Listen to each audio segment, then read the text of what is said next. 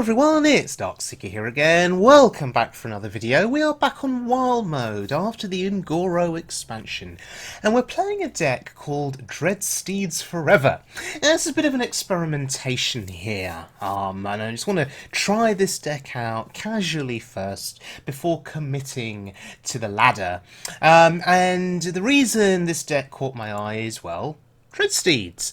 Dreadsteed being a 4-cost 1/1 that is very hard to remove because when it dies it resummons itself on the board. The only way to truly get rid of it is to hex it, to silence it, to polymorph it. So we're going to try this deck out, and there's some really interesting synergies here.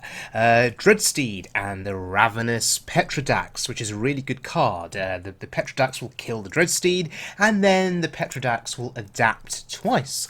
What else have we got? Dreadsteed and Crystal Weaver. Dreadsteed's a demon. It gets buffed by the Crystal Weaver. What else? So Dreadsteed and Sacrificial Pact. Kill a Dreadsteed, heal for 5, and resummon a Dreadsteed. If your Dreadsteeds start dying a lot, there's always N'Zoth the Corruptor to bring them back to life. Or how about Spirit Singer Umbra and Dreadsteed? Play Umbra, play a Dreadsteed, and you get another Dreadsteed. Pretty cool interactions. But beyond the Dreadsteed, this deck is quite well rounded. You have Death Rattle minions, Sludge Belcher, Sylvanas, which can be brought back with N'Zoth. You have other demons in the deck, like the Enforcer, the Void Caller, and of course Mal'Ganis, who can buff those demons. Or if you get... Basically, the dream is N'Zoth the Corruptor brings back several Dreadsteeds, Mal'Ganis buffs the Dreadsteeds, and you win the game. So, let's have a look at this deck in action casually first, because I want to see what I think about this deck. And we're joining this game in progress. It's against a shaman. Now, on an earlier turn, I got rid of his Manatide Totem with a Dark Bomb. He played a second Manatide Totem here, and I could have Dark Bombed it, but I wanted to develop the 3/4 demon there. The reason is, when that dies, we'll get the Enforcer onto the board. And how are we going to kill the 3/4 demon, the Void Caller? How are we going to kill it, you ask? Well, we have a nice little handy 4-drop in our hand. Yep, the Ravenous Petrodax. It's going to do some work. But, to be honest, we probably want to get rid of the Drake. So we just do that. Oh god, that was close. Maybe I should have Petrodaxed first, actually. Because we could have discarded our Enforcer. That would have been sad. Yeah, so ordering there, a bit of an issue for me, but anyway. Wind Fury, and it can't be targeted by spells. So, Jade Lightning doesn't kill it. That's pretty good. Now, notice one thing. So far in this game, I mean, this is a pretty strong early game, right, so far. But we've not come across our Dreadsteed yet. So, we're waiting patiently. Now, that's really unfortunate. We were about to do a ridiculous amount of damage to his face, and unfortunately, this is mid-range shaman. He just taunts up. Right. That's awkward. Maybe another issue with ordering there on the board. Maybe I should have placed the Belcher on the left to have the non-targetable minion in the middle. I don't know, that's always good practice, right, with Hearthstone. Going back to the days of Cone of Cold with Freeze Mage, or Mage in general. Okay. And he's going to kill the 4/4. Damn it! Twisting Nether. Interesting. So we just keep tapping here, and we just keep looking for cards. Unfortunately, the cards in my hand aren't terribly proactive at the moment. I mean, apart from Dark Bomb. Should I have Dark Bombed his taunt? Should I just have traded the Enforcer in? I think I was desperate to get some face damage in.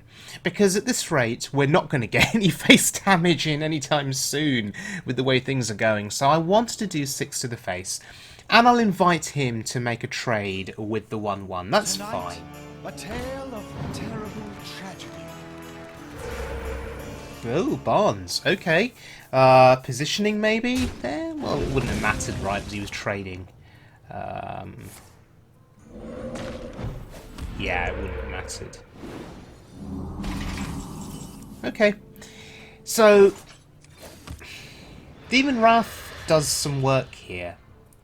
It removes 2 totems. That's actually pretty important. The totems are annoying, they're quite pesky, and getting rid of them is usually quite helpful, right? He's mid-range shaman, so I'm actually fearing Bloodlust. So, before I know it, I could find myself getting Bloodlusted down into a loss. So we just need to watch ourselves here. My life is your shield. Right, that's broken. He got white eyes. That is so ridiculous and so broken. Oh god. Okay, we're in trouble. Okay, heal and taunt and pray. That's your best option here, right? White eyes. If he gets the Storm Guardian back into his deck, it could be game over for us. I mean, we have Twisting Nether, but apart from that, how do we deal with Storm Guardian?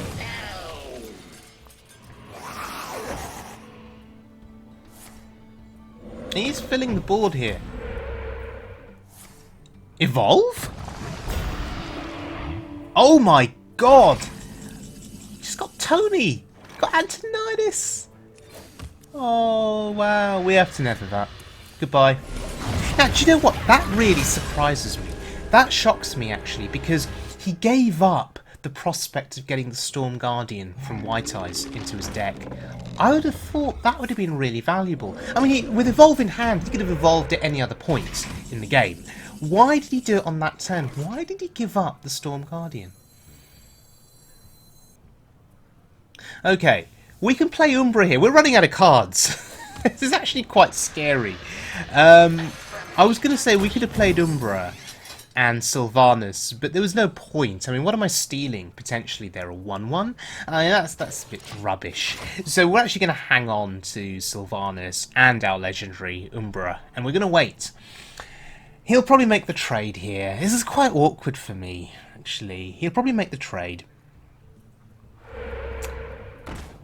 Oh, with the 3-1. Okay, now this changes a few things. You see, now I may be tempted to play Umbra and Sylvanas, with the prospect of getting the 0-3 Flame Tongue. The greatest virtue is patience. Or the Totem Guardian. I have no time for games. Sylvanas says no time for games. Come on. Okay, that's fine. As long as we didn't get the 0-2, I think that was the critical thing there.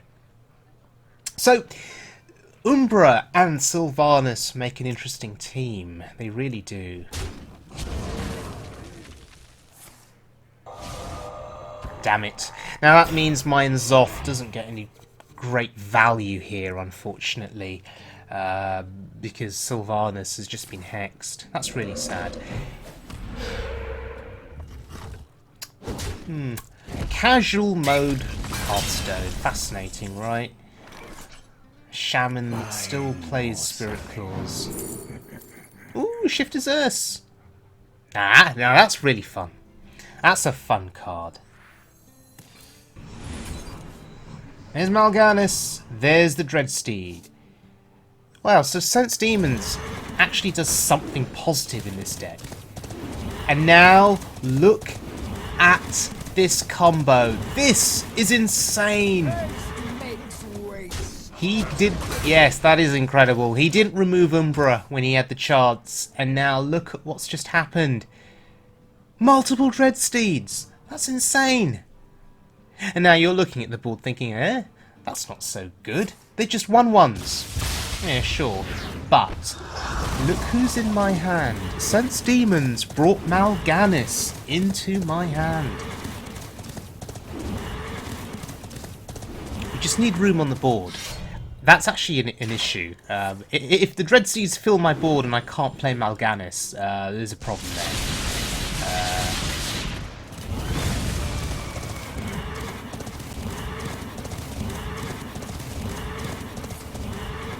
Okay, that's fine. There's 5. 5 on board. We have 2... Oh, okay. He saw the writing on the wall. I think he knew what was coming. He saw Sense Demons, and he probably suspected Mal'Ganis.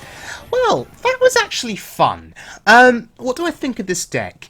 It's interesting, right? Dreadsteed Synergy is kind of cool. I played a couple of other games with it. I actually tried it on the ladder briefly as well. And...